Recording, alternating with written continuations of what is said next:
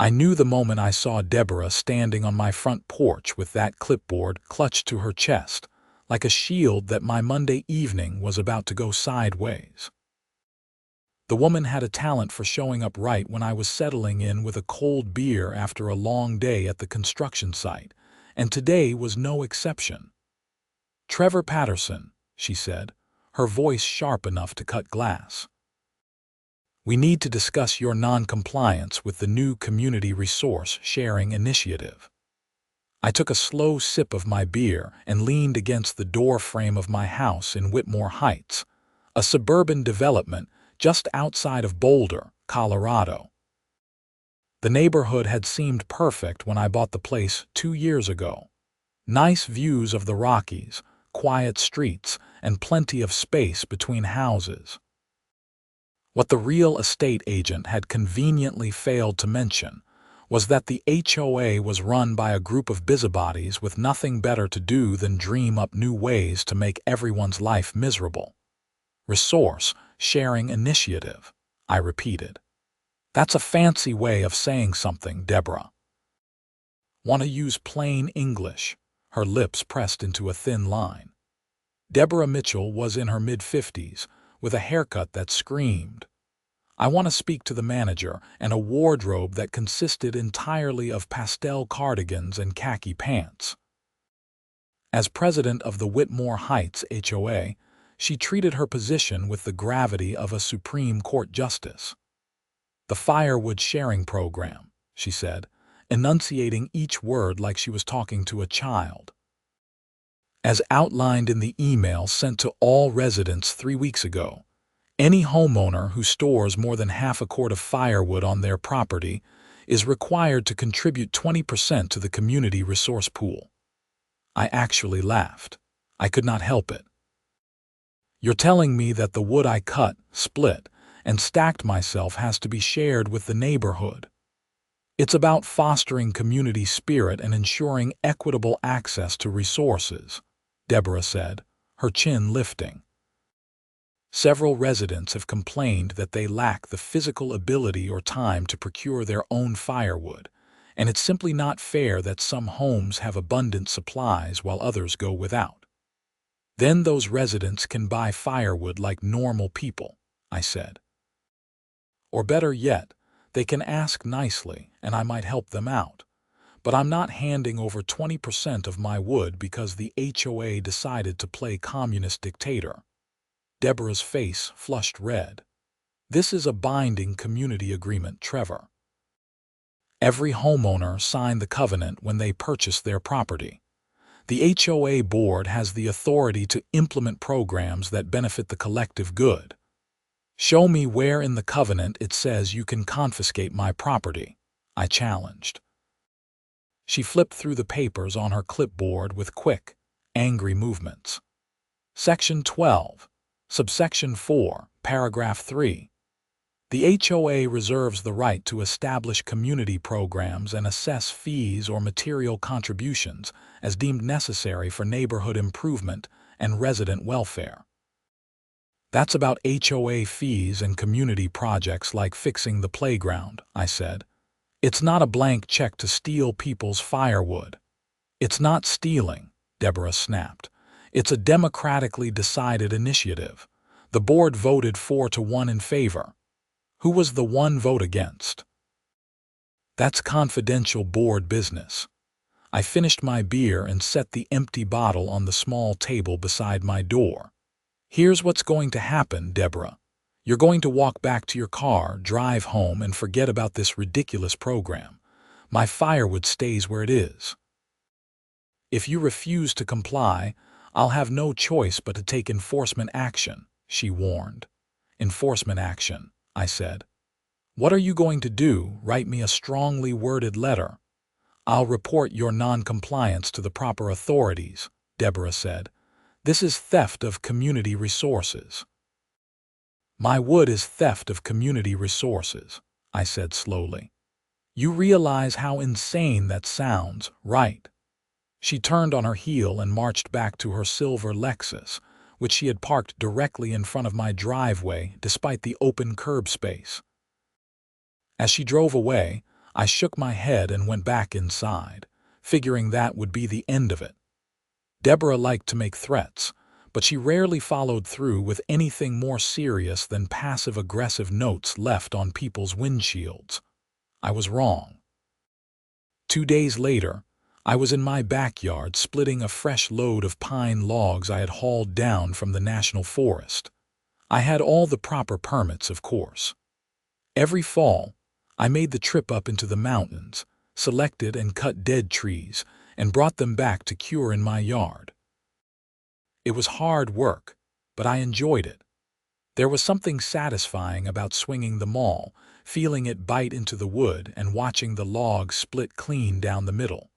Plus, nothing beat the smell of wood smoke from your own fireplace on a cold winter evening. I was working up a good sweat when I heard car doors slamming out front. Then came the knock. Not a polite knock, but the authoritative bang of someone who expected immediate compliance. When I came around the side of the house, wiping my hands on my jeans, I found 2 Boulder County Sheriff's deputies standing on my porch. Behind them, parked on the street, was Deborah's Lexus. "Trevor Patterson?" one of the deputies asked. He was young, maybe late 20s, with the crisp uniform and serious expression of someone still new enough to the job to take every call with maximum gravitas. "That's me," I said. "What's this about?" "We received a complaint about stolen property on your premises," the deputy said. "We need to ask you some questions." "Stolen property," I repeated, my eyes moving past him to where Deborah sat in her car, watching with obvious satisfaction. "Let me guess. Firewood." The deputy's expression flickered with confusion. "Yes, actually. The complainant alleges that you have illegally retained community property and are refusing to return it." "Can I see your partner's face for a second?" I asked, my attention shifting to the second deputy who had been standing slightly behind the first. He was older, probably mid-40s, with a solid build and a face that had just registered recognition. "Holy hell," the second deputy said. "Trevor." "Hey, Mike," I said, grinning. "Small world." Deputy Mike Harrison and I had been hunting together for the better part of 5 years. We had met at a shooting range, bonded over a shared love of elk hunting, and had been making annual trips up into the high country every fall since. He was a good shot, better company, and one of the most level-headed guys I knew. "You two know each other?" the younger deputy asked. "Yeah, this is my buddy I'm always talking about," Mike said. "Trevor, what's going on here?" I gave him the short version of Deborah's Firewood sharing program and her threat to take enforcement action. With each sentence, Mike's expression grew more incredulous. "Wait," he said when I finished. "The HOA wants you to give them 20% of your personal firewood, and when you refused, they called us claiming it was stolen property." "That about covers it," I said. Mike turned to his partner. "Garcia, go ask the complainant for documentation proving ownership of the allegedly stolen property." Deputy Garcia looked uncertain but walked over to Deborah's car. Through the open window, I could hear the muffled conversation. Deborah's voice got progressively shriller. "She says the property belongs to the community collective," Garcia reported when he returned. "The community collective," Mike repeated. "Which means what exactly? Does she have receipts, bills of sale, any proof that this firewood belongs to anyone other than Trevor?" "She says the HOA covenant establishes shared ownership of resources," Garcia said. Mike rubbed his forehead. "Did you cut this wood yourself, Trevor?" "Every log," I confirmed. "I've got the Forest Service permits, the gas receipts from the drive up, everything." "Show me," Mike said. I took them both into my garage where I kept my filing cabinet.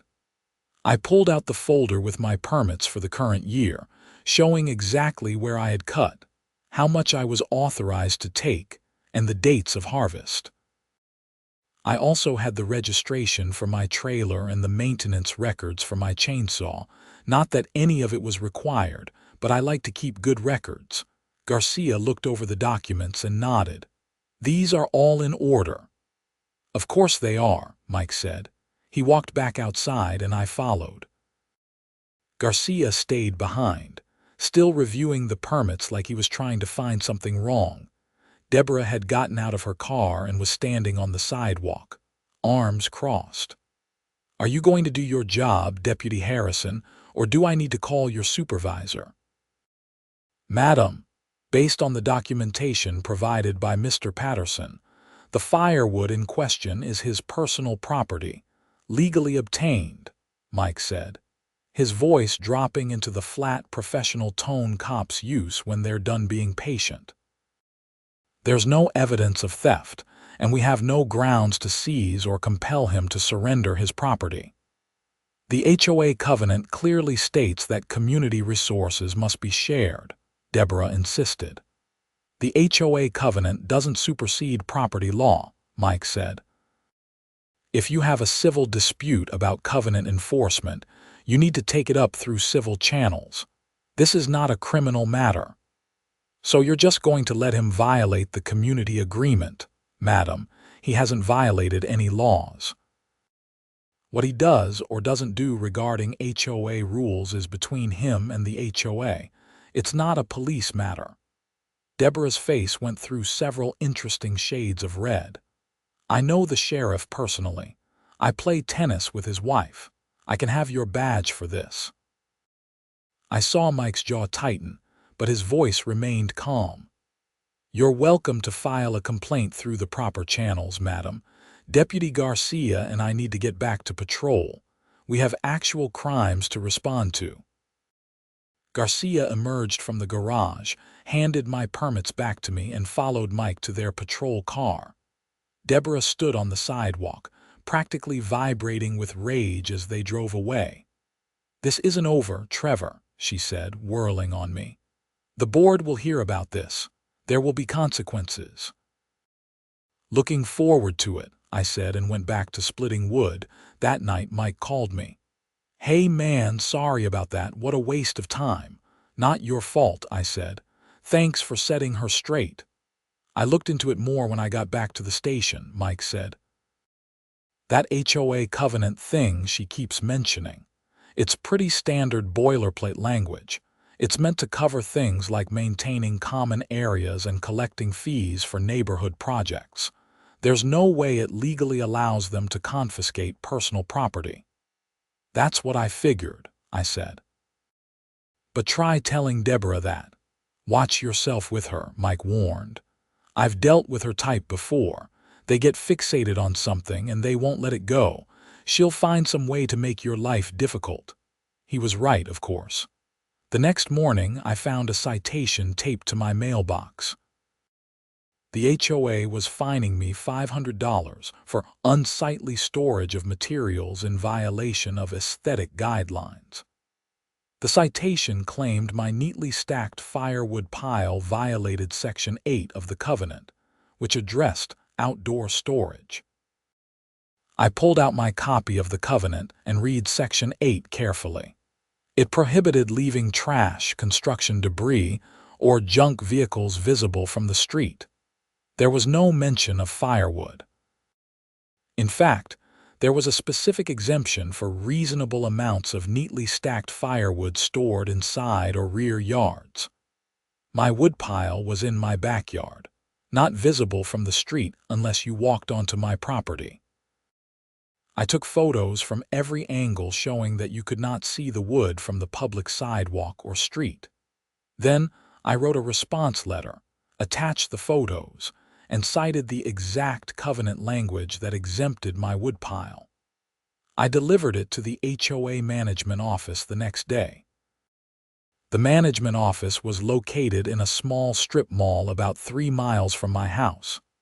The actual manager, a tired-looking woman named Patricia, seemed embarrassed when I explained the situation. "I just process the paperwork the board gives me," she said. "If you want to dispute the fine, you'll need to attend the next board meeting and present your case." "When's the next meeting?" Thursday night, 7 o'clock, at the community center. I marked it on my calendar and spent the next few days gathering my evidence. I printed out the relevant covenant sections, the photos of my property, and for good measure, I researched Colorado property law regarding HOA authority. What I found was interesting. While HOAs in Colorado had broad powers to establish and enforce rules, they were limited by both state law and their own governing documents. They could not create rules that violated state statutes, and they could not enforce rules that contradicted their own covenants. Thursday evening, I walked into the community center with a folder full of documents and a determination not to back down. The meeting room was set up with a long table at the front where the 5 board members sat, and rows of folding chairs for residents. About 15 people were scattered in the audience, most of them looking bored or annoyed at having to be there. Deborah sat in the center of the table, flanked by the other board members. I recognized 2 of them. Gerald, a retired accountant who always seemed half asleep, and Linda, who ran a small marketing business from her home and generally tried to stay out of drama. The other 2 were newer residents I had only seen in passing. The meeting started with standard business: approval of previous minutes, treasurer's report, discussion of a proposal to repaint the playground equipment. Then Deborah cleared her throat and looked directly at me. "Next item," she said. "We have Trevor Patterson here to dispute a citation." "Mr. Patterson, you have 5 minutes to present your case." I stood and walked to the front, laying out my photos on the table where everyone could see them. I received a citation for unsightly storage of materials, specifically my firewood. However, as you can see from these photos, my firewood is stored in my backyard, not visible from any public area. Additionally, Section 8.3 of the covenant specifically exempts neatly stacked firewood stored in rear yards. My woodpile meets all the criteria for exemption. Gerald picked up one of the photos, squinting at it. "Looks pretty neat to me." "The citation isn't really about the appearance," Deborah said quickly. "It's about Mr. Patterson's continued refusal to participate in the community sharing program. The firewood storage violation is secondary to the larger issue of non-compliance with board initiatives." "Wait," Linda said, frowning. "I thought we were talking about a storage violation. Now it's about the sharing program." "The 2 issues are connected," Deborah said. "Mr. Patterson is hoarding resources that should be available to the community." "I'm not hoarding anything," I said. "I cut, hauled, and split every piece of that wood myself. It's my personal property." One of the newer board members, a man in his 30s wearing a tech company polo shirt, raised his hand. "I'm confused.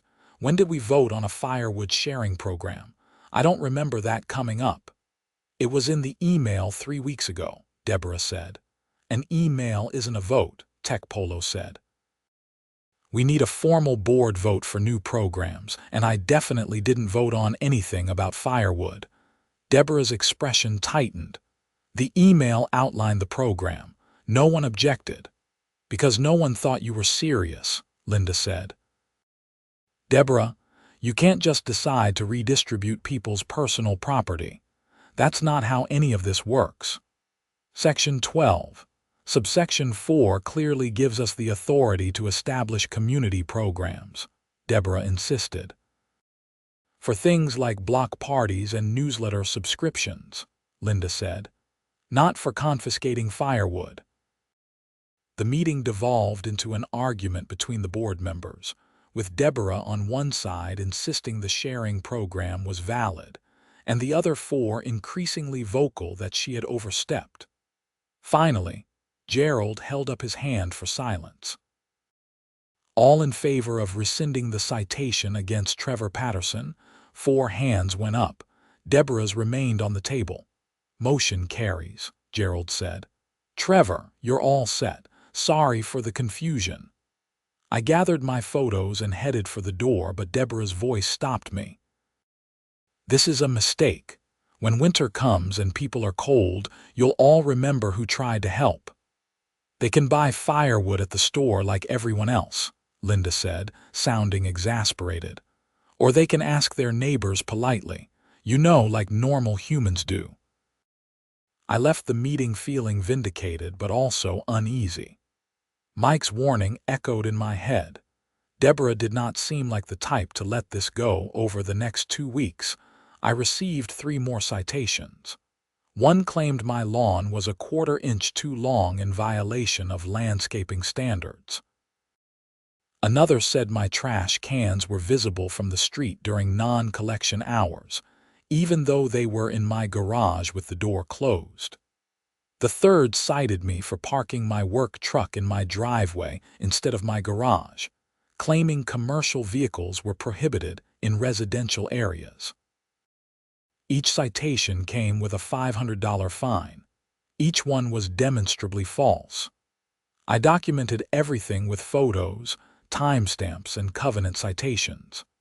I submitted formal disputes for all 3, but the paperwork was becoming a hassle, and that was clearly Deborah's goal. She wanted to bury me in bureaucratic nonsense until I gave up. At the next board meeting, I showed up with all my evidence. This time, there were more residents in attendance. Word had gotten around about Deborah's vendetta, and people were starting to pay attention. "This is harassment," I said, laying out the timeline of citations. "Every single one has been unfounded and dismissed, but they keep coming. I'm being targeted for refusing to participate in an illegal program." "The sharing program is not illegal," Deborah said, but her voice lacked its usual confidence. The other board members were looking at her with varying degrees of concern and annoyance. "Actually, I consulted with a lawyer," I said. This was true. I had paid for an hour consultation with a real estate attorney who specialized in HOA disputes. According to Colorado state law, an HOA cannot seize personal property without due process and legitimate grounds. Your sharing program violates state statute. If you continue to pursue this, you're opening the HOA up to legal liability. That got everyone's attention. Gerald sat up straighter. Legal liability. Trevor could sue the HOA for harassment and attempted illegal seizure of property, I said. And given the documented pattern of false citations, he'd probably win. I had not actually said I would sue, but I was not about to correct their interpretation. Let them sweat a little. Tech Polo, whose name I learned was Brandon, turned to Deborah. "Is this true? Could he sue us?" "The HOA has insurance for legal matters," Deborah said stiffly. "Insurance doesn't cover board members acting outside their authority," Linda said. She had clearly done her own research. If Trevor sues and wins, the insurance company could deny the claim and come after us personally. The room got very quiet. Gerald cleared his throat. "I move that we formally suspend any and all citations against Trevor Patterson pending a full legal review of the Firewood sharing program." "Second," Brandon said immediately. "All in favor, 4 hands." Deborah sat with her arms crossed, glaring at me like I had personally insulted her entire family. "I also move that we hire a lawyer to review the sharing program before we proceed," Linda added. That motion passed 4-1 as well. As the meeting adjourned, several residents came up to shake my hand or thank me for standing up to the board. An older woman named Margaret told me she had been fighting Deborah for months over a similar issue involving her garden gnomes, which Deborah claimed violated aesthetic standards. "She's out of control," Margaret said. "Someone needed to push back." Walking to my truck, I felt good about how things had gone. The board was finally reining Deborah in, and maybe now I could just live my life in peace. But as I reached for my door handle, I noticed something wrong. My front tire was flat. Not just low, completely flat. I crouched down for a closer look and found a neat puncture in the sidewall, not road damage. Someone had deliberately slashed it. I looked around the parking lot. Deborah's Lexus was gone, along with most of the other cars. The few people still hanging around were chatting by the community center entrance, too far away to have done this without me noticing. I called Mike, even though this was not exactly an emergency. He told me to file a report online and get the tire fixed, but that without witnesses or cameras, there was not much the sheriff's department could do. Vandalism cases were hard to solve unless you caught someone in the act. I put on my spare tire and drove home, adding security cameras to my mental shopping list. The next day, I installed 4 high-definition cameras around my property. 2 covered the front yard and driveway, 1 watched the backyard, and 1 monitored the side gate. They were connected to a DVR system that would save 2 weeks of footage and send alerts to my phone whenever they detected motion. Good thing I did, because 3 nights later at 2 in the morning, my phone buzzed with a motion alert. I pulled up the camera app and watched in disbelief as 2 figures dressed in dark clothes climbed over my back fence and began loading my firewood into large plastic bins. I grabbed my phone and called 911, then threw on clothes and headed outside, flipping on every exterior light as I went. The backyard flooded with brightness, and the 2 figures froze like deer in headlights. "Sheriff's department is on the way," I called out. "You might want to leave empty-handed." They dropped the bins and ran for the fence, scrambling over it and disappearing into the night. I did not chase them. I was not stupid enough to confront potential criminals in the dark. Instead, I checked the cameras to make sure they had captured good footage, then waited for the deputies to arrive. It was Mike and Garcia again. They took my statement, reviewed the camera footage, and bagged the plastic bins the thieves had left behind as evidence. "Can you make out their faces?" I asked, peering at the footage on my phone. "Not clearly enough for identification," Mike admitted. "They're wearing masks and gloves, but we'll see what we can do. At least you've got proof that someone tried to steal your wood." "I know who's behind this," I said. "Deborah Mitchell." "You think the HOA president is sneaking around stealing firewood in the middle of the night?" Garcia sounded skeptical. "I think she hired someone to do it," I said. "This whole thing started because she's obsessed with this sharing program. When she couldn't force me to comply legally, she decided to take matters into her own hands." "That's a serious accusation," Mike said. "Do you have any proof?" I did not, and we all knew it.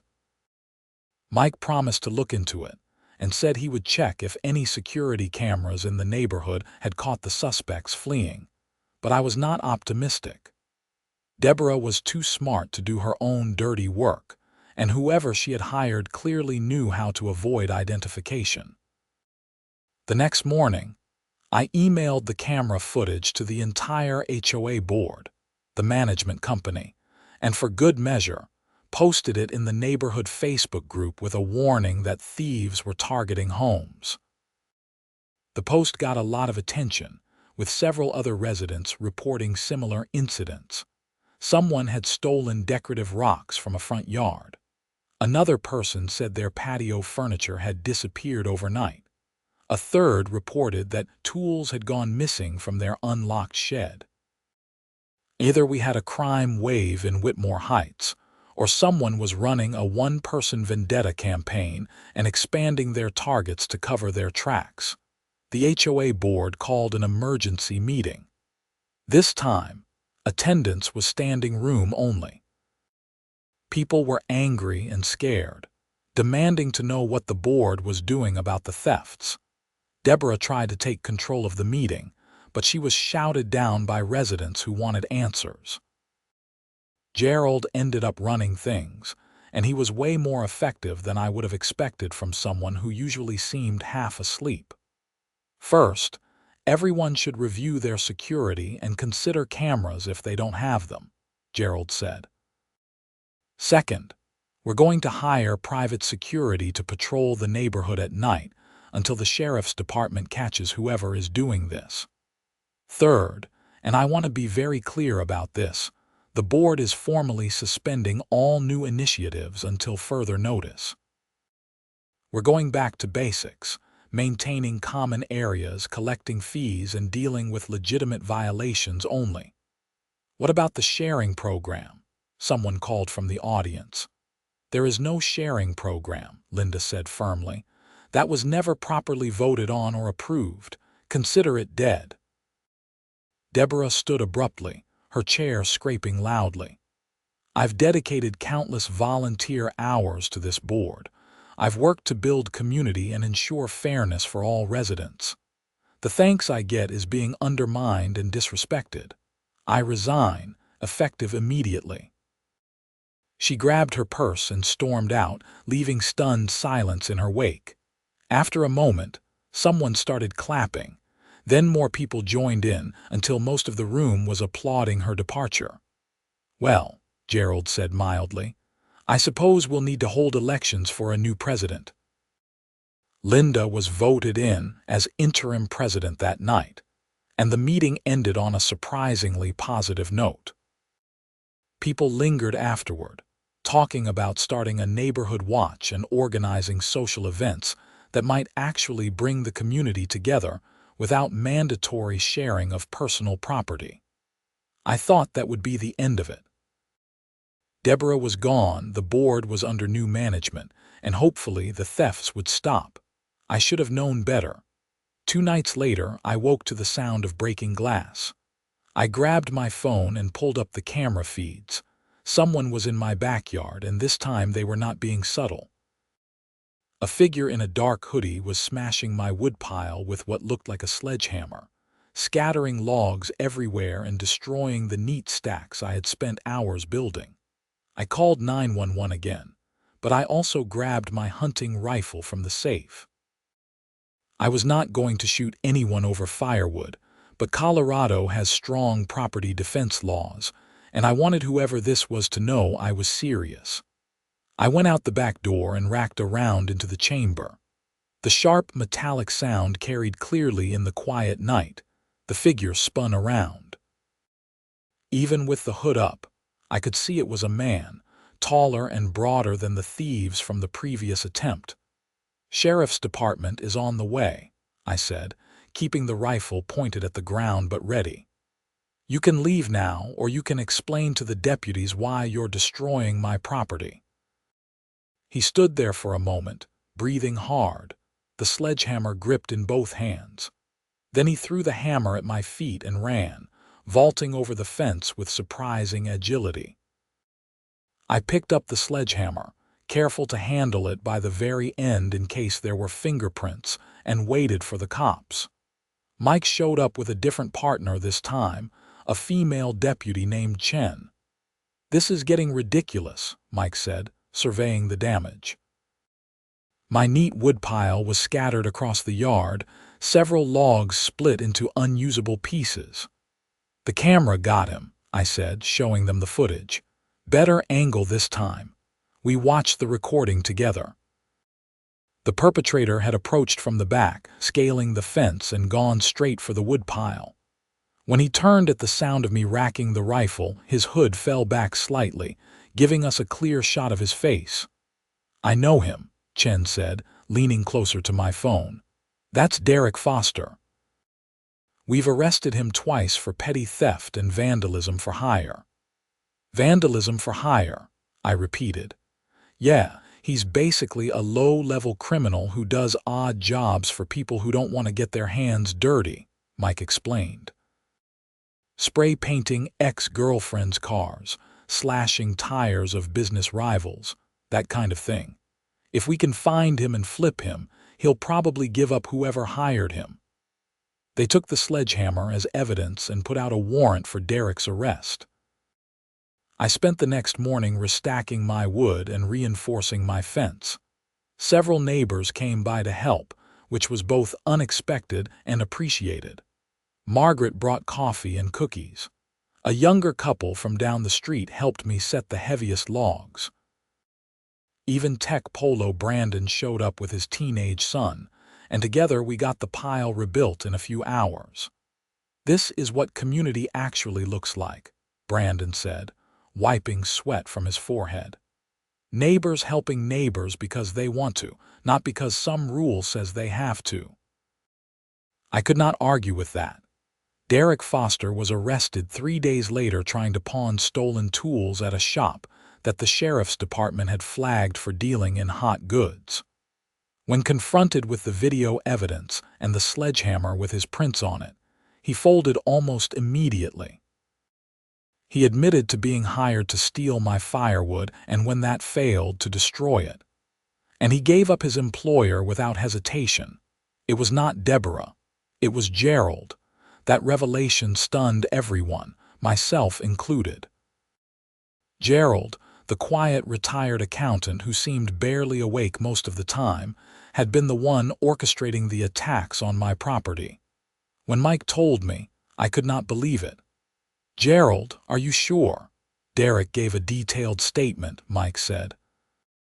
Gerald approached him after the first board meeting, offered him $500 to steal your firewood and another $500 to destroy it when the theft attempt failed. "We arrested Gerald this morning." "But why?" I asked. Gerald voted to rescind all the citations. He seemed reasonable. "That's what we wanted to know," Mike said. "Turns out Gerald and Deborah have been having an affair for about 6 months. His wife has no idea. When you humiliated Deborah at the board meetings and got her to resign, Gerald saw it as a personal attack on his girlfriend." The pieces fell into place. Gerald's seemingly drowsy demeanor was an act, a way to avoid scrutiny while Deborah did the heavy lifting of running the board. When I pushed back, he could not let it go because defending Deborah meant defending his secret relationship. "What happens now?" I asked. "Gerald is being charged with criminal mischief, conspiracy to commit theft, and vandalism," Mike said. "Derek is cooperating in exchange for a reduced sentence. As for Deborah, we're looking into her involvement. Even if she didn't hire Derek directly, she may have been complicit or encouraged Gerald's actions." The arrest made the local news.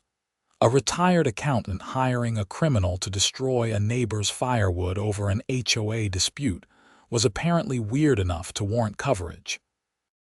The story spread through Whitmore Heights like wildfire, pun intended, and the fallout was immediate.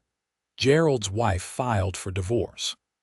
Deborah moved out of the neighborhood within 2 weeks, putting her house up for sale without even trying to weather the scandal. The remaining board members issued a formal apology to me and to the community, promising to review all HOA policies and ensure nothing like this ever happened again. Linda, now the permanent president, proved to be exactly the kind of leader the neighborhood needed. She organized actual community events, a fall barbecue, a holiday light competition, and monthly coffee meetups at the community center. Participation was voluntary, and people showed up because they wanted to, not because they were mandated or threatened with fines. As for my firewood, I ended up sharing it anyway, but on my own terms. When November brought an early cold snap, I delivered a wheelbarrow load to Margaret, whose arthritis made it hard for her to carry heavy logs.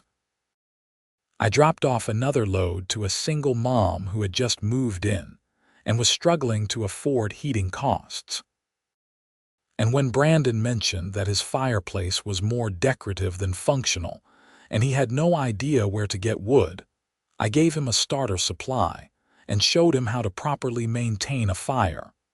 That's what community actually meant.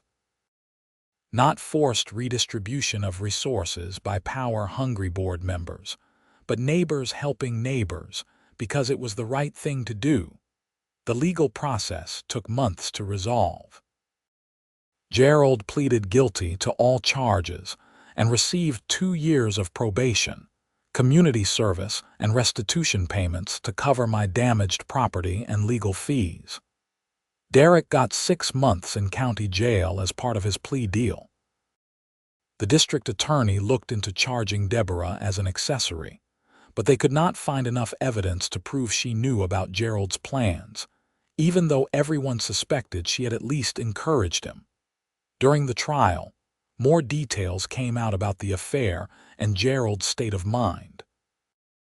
His lawyer painted a picture of a man who had felt invisible and unappreciated in his marriage, who found validation in his relationship with Deborah, and who had lost all sense of proportion in his desire to defend her honor. The judge was not particularly sympathetic, but the fact that Gerald had no prior criminal record and showed genuine remorse helped keep him out of prison. I attended the sentencing hearing, not out of spite, but because I wanted closure. Gerald stood before the judge looking 20 years older than he had at those board meetings, his shoulders slumped, his voice barely audible as he apologized to me directly. "I let my personal feelings cloud my judgment," he said. "What I did was wrong, and I take full responsibility." "I'm sorry, Trevor. You didn't deserve any of this." I nodded but did not say anything. What was there to say? I had my property, my security, and my peace of mind. Gerald had lost his marriage, his reputation, and his freedom. The scales were balanced, even if the whole situation was pointlessly stupid. After the hearing, Mike and I went to grab lunch at a diner near the courthouse. Over burgers and fries, we talked about the upcoming hunting season and made plans for our annual trip into the high country. "This whole thing was insane," Mike said, shaking his head. "In 15 years as a deputy, I've seen a lot of HOA disputes, but this one takes the cake." "At least it's over," I said. "Is it, though?" Mike asked. "You staying in Whitmore Heights? I had thought about moving." The whole experience had left a bad taste in my mouth, and there were times during the worst of it when I fantasized about selling the house and finding a place out in the county with no HOA, no neighbors, and no drama. But in the end, I decided to stay. "Yeah," I said, "I'm staying. Linda's doing a good job with the board, and most of the neighbors are actually pretty great. I'm not letting one crazy situation chase me out of a house I like." "Good for you," Mike said, "standing your ground." We finished lunch and went our separate ways, Mike back to patrol and me back to my quiet life. The fall progressed into winter, and Whitmore Heights settled into a peaceful routine. The new board focused on actual problems like snow removal and maintaining the common areas. The security patrols they had hired during the theft spree became permanent, which made everyone feel safer. And the neighborhood watch that formed in the aftermath became a genuine social group, with people looking out for each other in meaningful ways. Margaret and I became good friends. She was a retired librarian with a wicked sense of humor and a talent for baking. Every week, she would bring over cookies or pie, and we would sit by my fireplace, burning the wood I had cut, and talk about everything and nothing. She told me stories about her late husband, her grandchildren, and her years working in the Denver library system. I told her about my construction projects, my hunting trips, and my general bewilderment at how a simple stack of firewood had turned into a criminal conspiracy. "People are strange," she said one evening, warming her hands on a mug of tea. "They get an idea in their head about how things should be, and they can't let it go, even when it stops making sense." "Deborah wanted everyone to share resources," I said. "In theory, I get the impulse. But you can't force it. Community happens organically or it doesn't happen at all." "Exactly," Margaret said. "And look at us now. The neighborhood is more connected than it was before all this nonsense. Sometimes it takes a crisis to bring people together." She was right. The spring brought a neighborhood cleanup day that drew more volunteers than the organizers expected. Someone started a tool sharing program, but this time it was truly voluntary. You could borrow a ladder or a power drill from a central shed, no questions asked, and return it when you were done. Most people did. The few who forgot got gentle reminders, and the system worked because people wanted it to work. Summer came, and with it, the community barbecue that Linda had promised. It was held at the park on a Saturday afternoon, with families bringing food to share, kids running around on the playground, and adults actually talking to each other, instead of just waving from driveways. Brandon set up a grill and appointed himself chief cook, flipping burgers and hot dogs with the enthusiasm of someone who had found his calling. Margaret brought her famous potato salad. I contributed corn on the cob from a farm stand I liked out past Longmont. At one point, Linda pulled me aside. "I wanted to thank you again for standing up to Deborah. I know it turned into a nightmare, but you forced us to actually look at what we were doing as a board. We were so caught up in the bureaucracy that we forgot we're supposed to be helping the community, not controlling it." "You're doing a great job now," I said sincerely. "This is what an HOA should be." "We're trying," she said. "And hey, if you ever want to run for the board, we'd love to have you," I laughed. "Thanks, but no thanks. I've had enough HOA drama to last a lifetime." As the sun set over the Rockies and the party wound down, I helped clean up and then walked back to my house. The streets were quiet, the air was warm, and the neighborhood felt like an actual community. It had taken a crisis, a criminal conspiracy, and the intervention of the sheriff's department to get here, but we had made it. Later that night, I sat on my back porch with a beer, looking at the neatly stacked firewood that had caused so much trouble. Next to it was the new supply I had started cutting for the coming winter. The pile was smaller than last year, partly because I had given away so much of the previous batch, but I would build it back up. I always did. My phone buzzed with a text from Mike. "Elk season opens in 6 weeks. You ready?" "Always," I texted back. I took a long drink and smiled. Life was good. The HOA was functional, the criminals were punished, and I could stack as much firewood as I wanted without anyone calling the cops. That was all I had ever wanted, to be left alone to live my life in peace. Of course, peace in an HOA is always temporary. The next morning, I found a notice in my mailbox about a proposed initiative to standardize mailbox designs throughout the neighborhood. Apparently, some residents felt that the eclectic mix of styles was aesthetically displeasing. I read the notice, shook my head, and tossed it in the recycling bin. Some battles were not worth fighting. Besides, my mailbox was perfectly fine, and unless they tried to make me replace it, I was not getting involved. But if they did try to force the issue, well, I knew a deputy who owed me a favor, and I had gotten pretty good at reading HOA covenants. Bring it on. The summer passed without incident.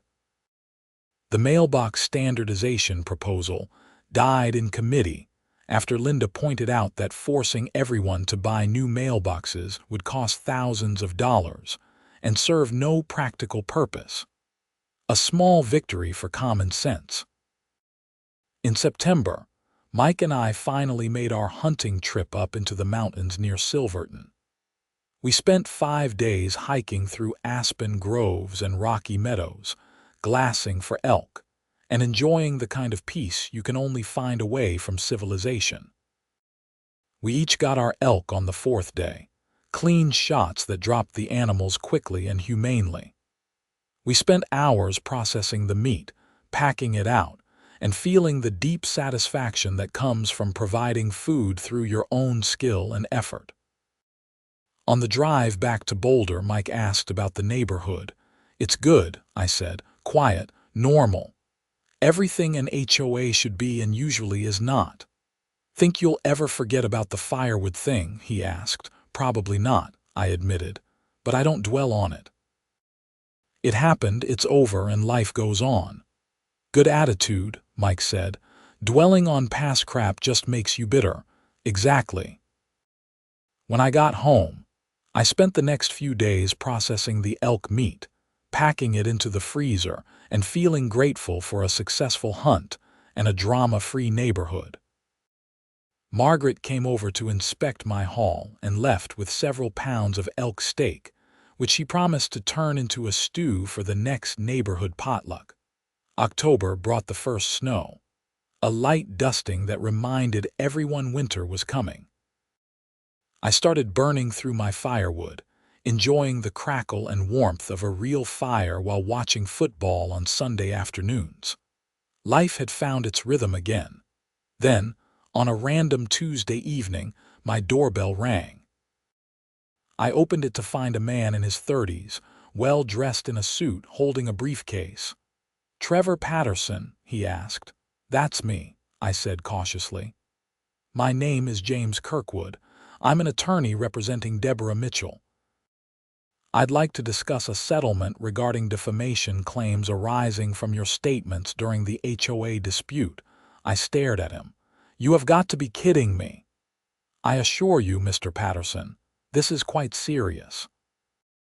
My client has suffered significant reputational harm as a result of your accusations and the subsequent media coverage. We're prepared to file a civil suit unless we can reach an agreement. Your client tried to steal my firewood, harassed me with false citations, and her boyfriend hired a criminal to destroy my property," I said. "Those aren't accusations. They're facts." "Miss Mitchell was never charged with any crime," Kirkwood said smoothly. "And the media coverage heavily implied her involvement in criminal activity without proof. That's textbook defamation." I took a deep breath, reminding myself not to lose my temper. I need to consult with my own lawyer before I discuss this further. "Of course," Kirkwood said, handing me a business card. "We'd like to resolve this amicably. Have your attorney contact me within the next week."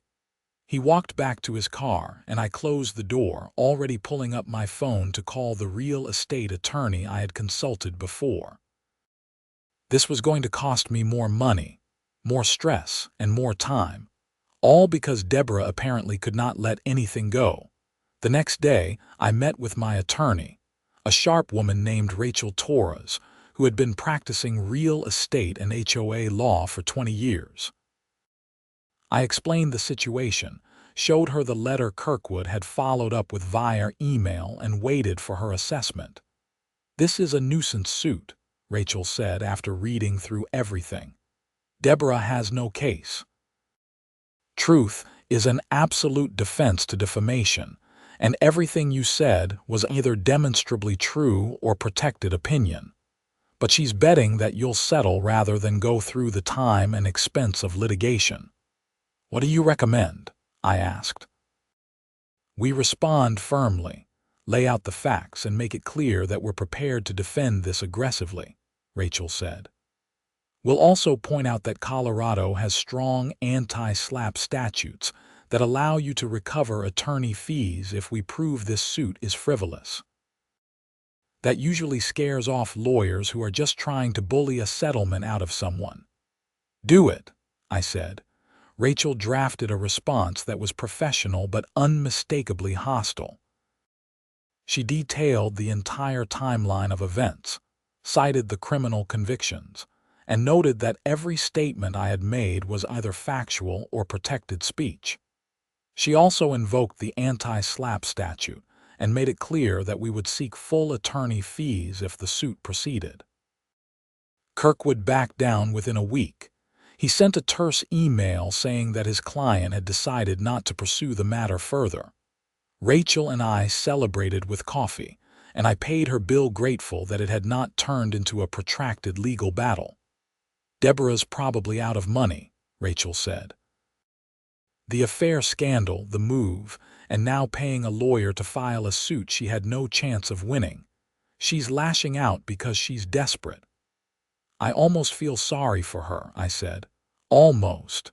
"Don't," Rachel advised. People like that create their own problems and then blame everyone else. You did nothing wrong. She was right, but the whole experience left me unsettled. I had hoped the drama was over, but apparently Deborah was determined to drag it out as long as possible. I went home, poured a bourbon, and sat by my fireplace trying to let it go. The following week, I got a call from Linda. "Trevor, I wanted to give you a heads up. Deborah showed up at the last board meeting." "What?" I said, sitting up straight. "She doesn't even live here anymore." "She still owns the house," Linda explained. "It hasn't sold yet, so technically, she's still a resident and can attend meetings." She gave this long speech about how she was unjustly persecuted, how you and the board conspired against her, and how she's considering legal action against the HOA for allowing harassment. Is she serious? "Hard to say," Linda said. "She seemed pretty unhinged. We let her talk because we didn't want to escalate things, but the other residents shut her down pretty quickly. Margaret told her to move on with her life, and Brandon pointed out that Gerald was the one who committed crimes, not the board. She left in a huff, but I wanted you to know in case she tries to contact you directly." "Thanks for the warning," I said.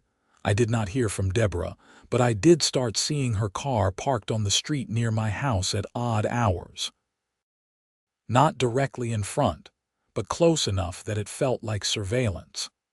I documented it with my security cameras and reported it to Mike, who agreed it was creepy but not technically illegal unless she made direct contact or threats. "If it continues, we can talk to her about stalking laws," Mike said. "But right now, she's just being weird." "That's comforting," I said dryly. "The surveillance, or whatever it was, stopped after a few weeks." Maybe Deborah got bored, or maybe her lawyer told her to knock it off before she actually did something prosecutable. Either way, I stopped seeing her car and started sleeping better at night. December brought the holidays and a neighborhood lights competition that Linda had organized. I was not big on decorations, but I strung up some lights and put a wreath on the door to participate. Margaret went all out, turning her house into a winter wonderland with lights, inflatables, and even a mechanical Santa that waved at passers-by. She won the competition by unanimous vote and seemed genuinely delighted. On Christmas Eve, I hosted a small gathering at my house. Margaret, Brandon and his family, Linda, and a few other neighbors came over. We drank mulled wine, ate too much food, and sat around my fireplace telling stories. It was the kind of evening that made all the previous drama seem worth enduring. "This neighborhood feels like home now," Brandon's wife said at one point. "When we moved in, it felt sterile, like everyone was just tolerating each other. Now it feels real." "Agreed," Margaret said, raising her glass. "Here's to community done right." We all drank to that. January brought closure I had not expected. Deborah's house finally sold, and with it, her last tie to Whitmore Heights was severed. I learned from Linda that she had moved to Colorado Springs, far enough away that random drive-bys were no longer feasible. The new owners who bought her house were a retired couple who seemed friendly and normal. When I welcomed them to the neighborhood, they mentioned that they had deliberately avoided HOA communities for years, but decided to give Whitmore Heights a chance after reading about the board's reforms. "We heard about all the drama," the husband said. "But it sounds like you've got a good thing going now." "We do," I said. "Welcome to the neighborhood." Winter deepened, and I burned through my firewood at a steady pace, sharing with neighbors when needed and enjoying the warmth and satisfaction of a resource I had built myself. The HOA board continued its steady, drama-free governance, approving snow removal contracts, organizing social events, and leaving residents alone to live their lives. In February, Gerald completed his community service and probation. I heard through the grapevine that he had moved to Fort Collins to live with his sister and was trying to rebuild his life. I did not feel particularly sympathetic, but I also did not wish him ill. He had made terrible choices and paid the price. That was enough. Spring arrived with a burst of warmth and new growth. The neighborhood came alive with people working in their yards, kids playing outside, and the general buzz of a community that functioned the way it was supposed to. I started cutting a new load of firewood for the following winter, and this time, nobody said a word about sharing programs or community resource pools. One afternoon, as I was stacking wood, Brandon came over with his son. "Can you teach us how to do this? I'd like to cut our own wood next year." "Sure," I said. "Let me show you how to use a maul properly, and we'll talk about where to get permits for the National Forest." We spent the afternoon working together, and I felt a genuine sense of satisfaction showing them the ropes. This was what community was supposed to be.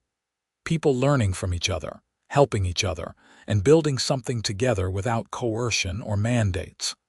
By the time summer rolled around again, Whitmore Heights had fully healed from the firewood fiasco. The annual barbecue was even bigger than the previous year, with new traditions forming and old wounds completely forgotten. I stood at the edge of the park, watching families play and neighbors chat, and realized that I had made the right choice in staying. Mike showed up at the barbecue off-duty and with his wife and kids in tow. We grabbed beers and found a quiet spot to talk. "You ever think about how crazy that whole situation was?" he asked. "Sometimes," I said, "but mostly I'm just glad it's over." "Me too," Mike said. "Though I've got to admit it makes for a hell of a story. The great firewood conspiracy of Whitmore Heights," I laughed. "Yeah, I'm sure our grandkids won't believe it." "Probably not," Mike agreed, "but you handled it right. You stood your ground, didn't back down, and came out the other side with your integrity intact. That's worth something." "Thanks, man. And thanks for having my back when Deborah called you out that first time. That could have gone sideways fast if you hadn't set her straight." "That's what friends do," Mike said, clinking his beer against mine. As the sun set over the mountains and the barbecue wound down, I helped clean up and then walked home through streets I knew and liked, past houses occupied by neighbors who had become genuine friends. The firewood that had caused so much trouble sat neatly stacked in my backyard, ready for the next winter, and nobody cared. Nobody tried to take it, regulate it, or force me to share it. I had won, not through aggression or legal maneuvering, but by simply refusing to be pushed around and trusting that the system would eventually work the way it was supposed to. It had taken time, effort, and more drama than anyone should have to deal with over a pile of wood, but in the end, justice had prevailed, and the community was stronger for it. That night, I sat on my porch with a beer, listening to the sounds of the neighborhood settling in for the evening. Dogs barked in the distance. Kids laughed. Someone was playing music. It was ordinary and perfect. My phone buzzed with a text from Margaret. "Thanks for the help with my leaky faucet today. You're a good neighbor." "Anytime," I texted back, and that was the truth. I would help my neighbors whenever they needed it, not because a board mandated it or a rule required it, but because that is what good people do. That is what community actually means. The firewood incident had taught me something important. You can't force people to care about each other, but you can create an environment where caring happens naturally. The old HOA board, led by Deborah and secretly manipulated by Gerald, had tried to mandate community through rules and programs. The new board, led by Linda and supported by engaged residents, had fostered community by getting out of the way and letting people be human. As autumn approached once more, I started preparing for another hunting trip with Mike and another winter of cutting and stacking firewood. The cycle continued as it should, but now without drama, without conflict, and without anyone trying to steal my wood or force me into illegal sharing programs. I looked at the mountains in the distance, the last light of day painting them gold and purple, and felt deeply content. Life was good. The HOA was functional. The neighborhood was thriving, and my firewood was mine to keep, share, or burn as I saw fit. That was all I had ever wanted, and finally, after everything, I had it. The end of that chapter in my life marked the beginning of something better. A genuine community built on mutual respect, voluntary cooperation, and the understanding that sometimes the best thing a governing body can do is stay out of the way and let people figure things out for themselves.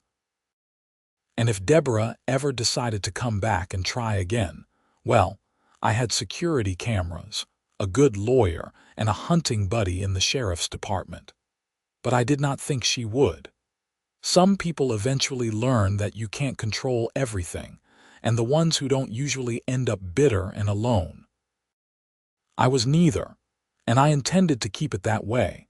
As for Gerald, I occasionally wondered if he had learned anything from his spectacular fall from grace. Probably not. People rarely change at that age, especially when they've convinced themselves they were justified in their actions. But that was his problem, not mine. My problem was deciding whether to cut pine or aspen for next year's firewood, planning the elk hunt, and maybe finally replacing the shingles on my garage roof before winter. Normal problems. Good problems. The kind of problems that come with living a quiet, drama-free life in a functional neighborhood where the HOA does its job without overreaching and neighbors actually like each other. It had taken a minor war to get there, but we had made it. And my firewood pile stood as a monument to the victory, neatly stacked, legally obtained, and entirely, completely mine.